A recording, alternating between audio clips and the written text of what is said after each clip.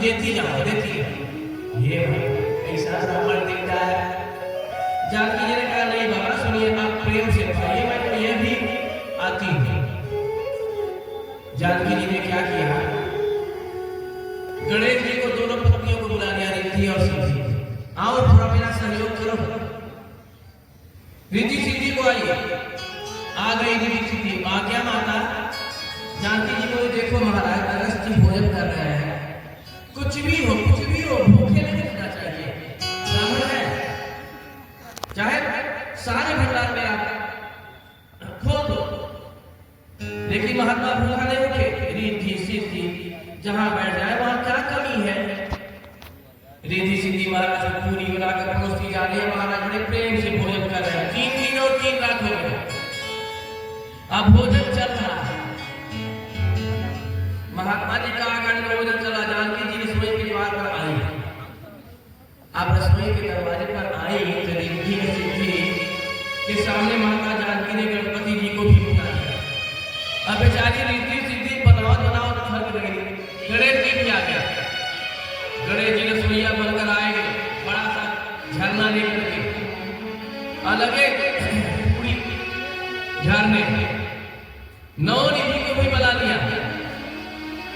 रिद्धि सिद्धि 9 निधि सब पूरी बेल रहे हैं और गणपति महाराज झरिया में पूरी निकाल करके महाराज को परोसने जा रहे हैं।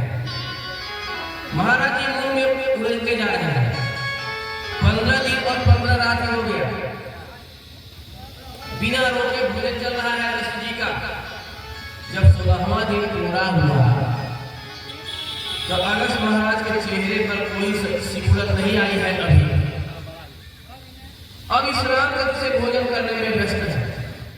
17वां दिन जब भोजन का चल रहा है तो जानकी जी आए और महाराज को प्रणाम किया। महाराज प्रणाम करती हूँ आपको। अगस्त महाराज ने कहा चिर सौभाग्य होती हो देवी, लेकिन अभी तुमसे बात नहीं कर सकता क्योंकि मैं भोजन में व्यस्त हूँ, भोजन कर रहा हूँ, वार्ता बाद में करूंगा। जानकी जी बोली मैं कोई बात करने नहीं आई महाराज, मैं तो इतना कहने आई थी कि आधा जब भोजन हो जाएगा तो पानी पिएंगे। अगर कोई चिंता मत करो देवी, जब आधा भोजन हो जाएगा तो हम पानी पिएंगे। जानकी जी बोली हे भगवान अभी आधा भोजन नहीं हुआ, 17 दिन बीत गए, महाराज का भोजन चल रहा है खंड। 17वें दिन सायकाल के समय भगवान आज मिल रहा है। राम जी ने आकर देखा जानकी जी बड़ी चिंतित है, चिंता में डूबी है। गणपति महाराज चिंता में है, रिद्धि सिद्धि 9 निधि सब चिंता में है। राम जी ने श्री जानकी जी से कहा क्यों देवी, महाराज का भोजन चल रहा, कोई दिक्कत तो नहीं है? जानकी जी बोले जी महाराज ऐसा ब्राह्मण मेरे घर पर कभी लाइएगा, ये भी कोई बात है? श्रद्धा की टांगे छोड़ दिया है, 18 दिन पूरे हो गए, बोलते हैं भी आधा भी नहीं हुआ है।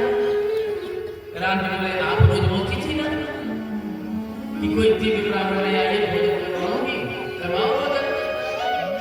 भगवान राम रसोई की बात